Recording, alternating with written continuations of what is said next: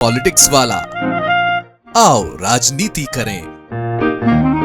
मध्य प्रदेश में खाद्य संकट नहीं है, शासन प्रशासन यही रटा रटाया जवाब देता है।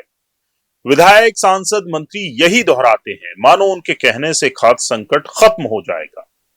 गुना जिले के बामोरी में 50 साल की आदिवासी किसान भूरी बाई 2 दिन से खाद की लाइन में लगी थी। रात में घर पहुंची तो मौत हो गई। प्रशासन का कहना है कि मौत की वजह शुगर है। 450 थी, लाइन में नहीं लगना था, लेकिन लाइन में ना लगती तो खाद कैसे मिलता। अब बीजेपी विधायक ने ही प्रशासन पर सवाल खड़े किए हैं, महाराज पर सवाल खड़े किए हैं, केंद्रीय मंत्री ज्योतिरादित्य सिंधिया पर सवाल खड़े किए हैं। नमस्कार, आप देख रहे हैं पॉलिटिक्स वाला, मैं हूं राशिद।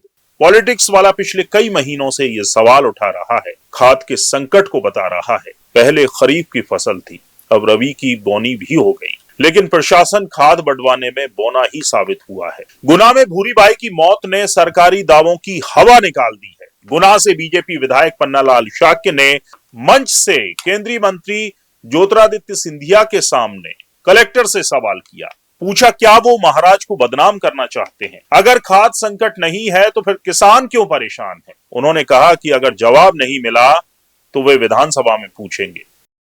कलेक्टर साहब बैठे हैं, उसका जवाब तो हम साहब से ही लेंगे, कलेक्टर साहब से, कि भैया वो लंबी लंबी लाइन काय के लिए लग रही है।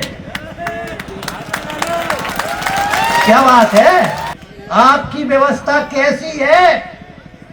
क्या महाराज साहब को बदनाम करना चाहते हो? क्या महाराज के क्षेत्र में ऐसा हो रहा है? मैं कभी नहीं चाहूंगा इस विषय पे। वो रात भर महिला वहां तड़पती रही, अब मर गई, क्या हुआ, उसका क्या कारण था, पहले इस बात का जवाब दिया जाए।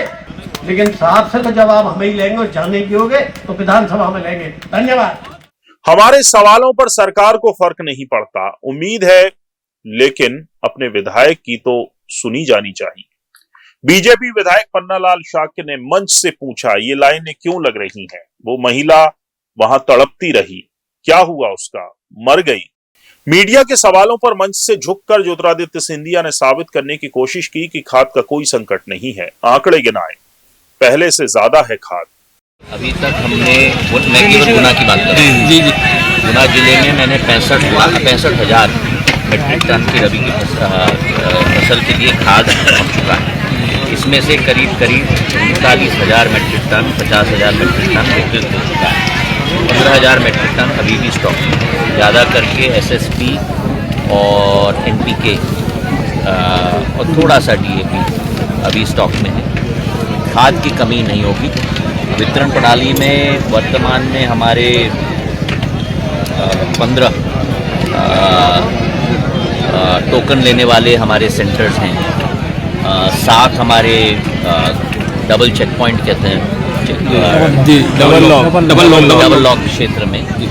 तो मैंने आज ही आदेश दिए हैं कलेक्टर साहब कि शाम तक इन 15 को बढ़ाकर 18 और बढ़ाकर 33 होने चाहिए। कलेक्टर किशोर कान्याल ने भी भूरी बाई की मौत पर अफसोस जताया, लेकिन खाद की कमी पर वे भी निशब्द थे। हम लोग बार बार प्रयास कर रहे हैं, किसानों से अपील भी कर रहे हैं कि आपको रात को लाइट लेने की आवश्यकता नहीं है। यूरिया के 30 से 35 ट्रक हमको डेली मिलते हैं, क्योंकि इस बार क्या हुआ है कि बारिश हुई और पलावा ऐसी हुआ तो लोगों ने एक साथ बुआई कर दी, तो एक साथ बुआई से एक साथ यूरिया की डिमांड ज़्यादा हुई। तो वो भी हमारे जिले में अभी लगभग 30,000 मीट्रिक टन की खाद का डिस्ट्रीब्यूशन पिछले 55 दिनों में हो चुका है, और अभी भी हमारे पास खाद की उपलब्धता है, लगातार हमें मिल रहा है। हमने एक रैक की भी डिमांड की है, हमें वो भी समय पर आज एक मिल जाए, तो पैनिक होने की आवश्यकता नहीं है। और हम लोग अपने जिले में प्रयास कर रहे हैं कि यूरिया का भी कंज्यूम कम से कम प्राकृतिक खेती से बढ़ेगा। तथापि मैं फिर से रिक्वेस्ट करूँगा कि कोई भी लोग रात के समय लाइट पे ना लगे। साल दर साल वही सवाल, वही रटा रटाया जवाब। खाद का संकट नहीं है। पहले मध्य प्रदेश के मुख्यमंत्री शिवराज सिंह चौहान थे, बड़े बड़े दावे करते थे। केंद्र से गाड़ियां भर भर के आती थी, खाद की ट्रेनें भर भर कर आती थी, लेकिन तब भी लाइनें लगती थी।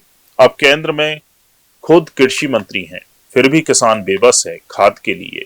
संकट तो है, सरकार माने ना माने, क्योंकि किसानों को भी खाद की लाइन में लगने में कोई पुण्य तो मिल नहीं रहा, मौज भी नहीं मिलती, पर सरकार इसको क्यों नहीं मानती? पूरा वीडियो देखने के लिए शुक्रिया। आप भी इस खबर पर अपनी राय कमेंट कर हमें दे सकते हैं। वीडियो पसंद आया हो तो लाइक कीजिए, शेयर कीजिए और हमारे चैनल पॉलिटिक्स वाला को सब्सक्राइब जरूर कीजिए। नमस्कार।